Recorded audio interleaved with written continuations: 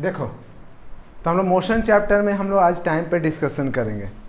Time पे discussion करने से पहले हम लोग ये समझते हैं कि टाइम्स है क्या।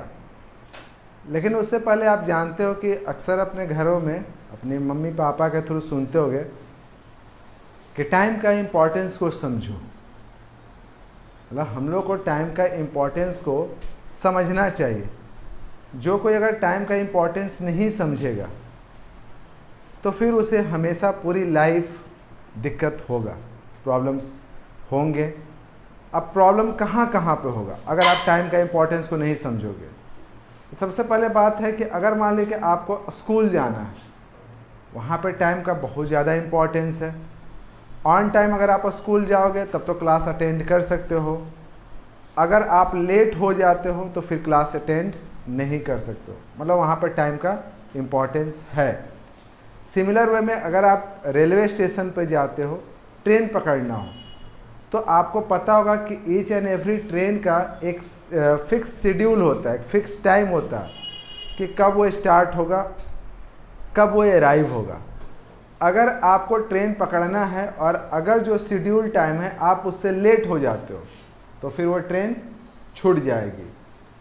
सिमिलर वे में अगर आप एग्ज़ाम की तैयारी करते हो तो आपको एग्ज़ाम की तैयारी करना है तो आपको पता होना चाहिए कि आपके पास कितना टाइम है। कुछ लोग बोलते हैं कि हमारे पास 1 मंथ का टाइम है, कुछ लोग बोलते हैं 3 मंथ का टाइम है, और कुछ लोग बोलते हैं कि 4 आवर और 5 आवर का टाइम है। तो आपके पास कितना टाइम है, उस टाइम के हिसाब से आपकी तैयारी होनी चाहिए। तो आप एग्ज़ाम की अगर तैयारी करते हो तो वहाँ भी टाइम्स का काफ़ी ज़्यादा इम्पॉर्टेंट है। अगर टाइम को आप बर्बाद करोगे, यूं ही वेस्ट करोगे, तो फिर आप लाइफ में सक्सेस नहीं कर सकते हो। तो आप जानते हो कि किसी भी काम को करना है तो वहाँ पे टाइम का इम्पोर्टेंस है। कोई बहुत सारे ऐसे काम होते हैं जो एक पर्टिकुलर टाइम पे हो जाए तब तो ठीक है, अगर उस टाइम पर नहीं हो पाया तो फिर कोई फ़ायदा नहीं होगा। अभी आप यहाँ क्लास अटेंड कर रहे हो और आपको एक टाइम दिया गया होगा और एक फिक्स टाइम तक हम आपको पढ़ाएंगे, है ना। यहाँ भी टाइम का इम्पोर्टेंस है ना, यहाँ टाइम का इम्पोर्टेंस नहीं है। ऐसा तो नहीं होगा कि बच्चे जब मन हुआ उठे और चले आए। तो टाइम का इम्पोर्टेंस है। अगर टाइम का इम्पोर्टेंस है और आपको ये भी समझ में आ गया कि हर काम हमको ऑन टाइम करना है, स्कूल जाना है तो बिफोर 5 मिनट चले जाना है या बिफोर 10 मिनट चल जाना है, ट्रेन पकड़ना है तो बिफोर 10 मिनट जाना है, तो ये जो टाइम है आपको दिया हुआ, तो बिफोर जाना है या एग्जैक्ट टाइम पे जाना है, तो उसके लिए आपके पास कोई ना कोई ऐसा डिवाइस तो होना चाहिए ना जिससे आप टाइम को मेज़र कर सको। क्योंकि जब तक टाइम को आप मेज़र नहीं करोगे तब तक ऑन टाइम या बिफोर टाइम किसी काम को कैसे कर सकते हो। पुराने ज़माने में भी टाइम का इम्पोर्टेंस था। तो अब यहाँ पे बात आती है मेज़रमेंट ऑफ टाइम, कि हम टाइम को कैसे मेज़र करेंगे। फॉर एग्जांपल आज मॉडर्न टाइम में आपके पास तो वॉच है, क्लॉक है, और सबसे बड़ी चीज़ आपके पास मोबाइल है। तो मोबाइल के अंदर में भी डिजिटल क्लॉक है, आपके घर रिस्ट वॉच होता है, क्लॉक होता है, और इन सब के बेसिस पे आप टाइम को देखते हो और देख करके आप सामने वालों को बताते हैं और ख़ुद भी समझते हैं। लेकिन क्या ओल्डन टाइम मतलब आज से अगर मान लीजिए 500-1000 साल पहले चल जाओ, तो क्या उस समय घड़ियाँ थी, उस समय मोबाइल था, उस समय रिस्ट वॉच था? नहीं था। तो फिर लोग टाइम कैसे मतलब मेज़र करते थे? तो वही बात है measurement of time in ancient day.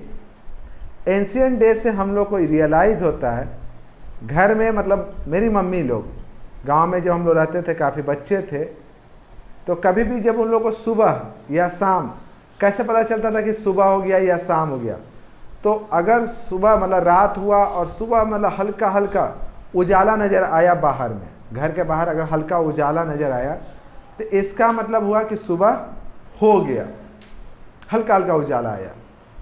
और शाम के टाइम में क्या हो कि अगर सूरज डूब गया, सनसेट हो गया, तो शाम हो गया। सनराइज हुआ तो सुबह हुआ, सनसेट हुआ तो शाम हो गया।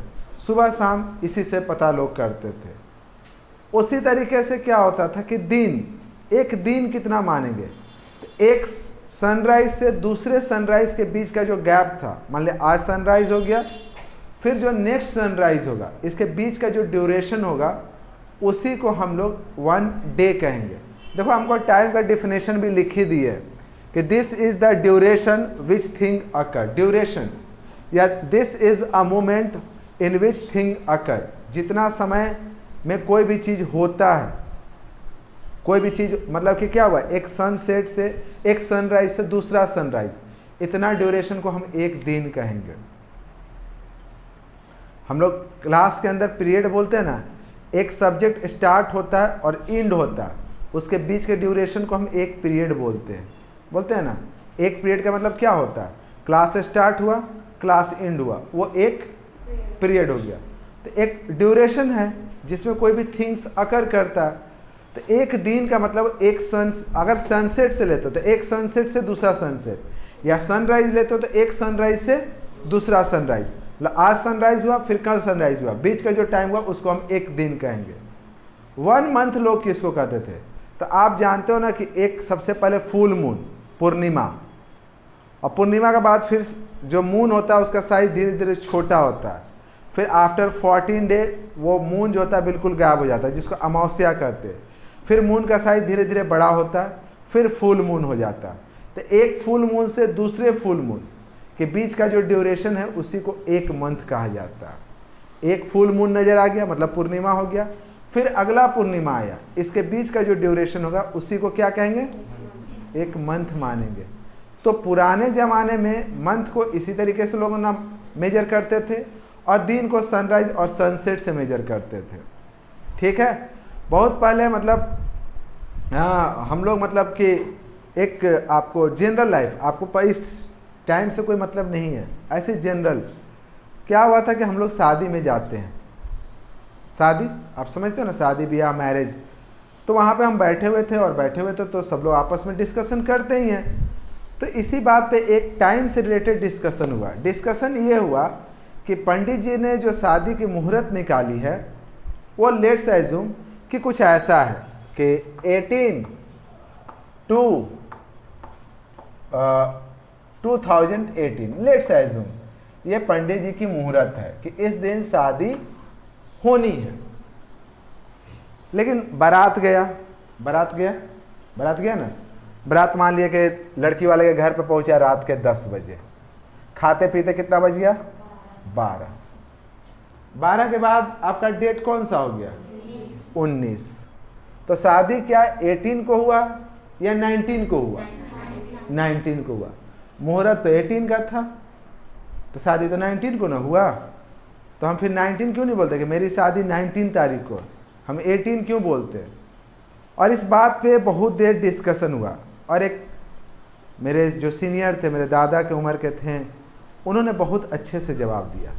बोले देखो बाबू, हम लोग जो डेट चलते हैं या जो हम लोग टाइम लेके चलते हैं, तो ये अंग्रेजी कैलेंडर, हम लोग इसको लोग बोलते हैं कि हम लोग की भाषा गांव में लोग बोलता है ये अंग्रेजी कैलेंडर, इंग्लिश कैलेंडर, ब्रिटिशर्स, उनके अकॉर्डिंग रात के 12 आफ्टर 12 डेट चेंज हो जाता है। लेकिन हम लोग के अकॉर्डिंग जो डेट चेंज होता है सनराइज के बाद ही होता है।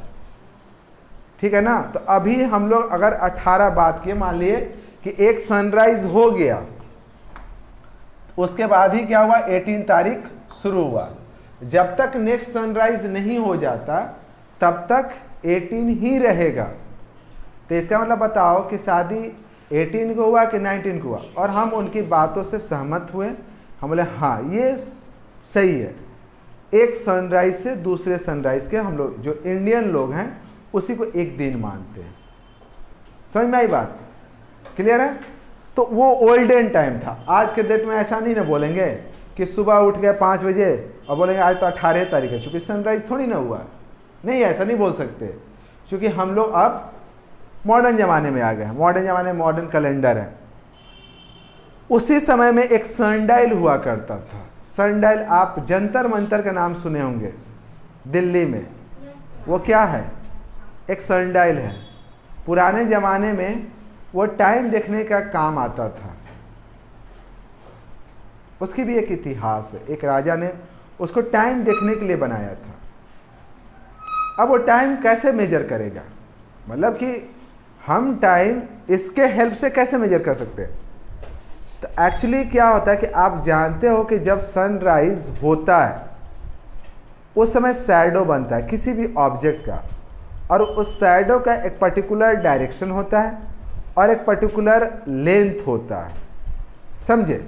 मान लीजिए कि ये आपका एक वाल है, बड़ा सा वाल, और सुबह सनराइज हो रहा है, तो जब सनराइज होगा उस समय शैडो का लेंथ सबसे लंबा होगा, है ना।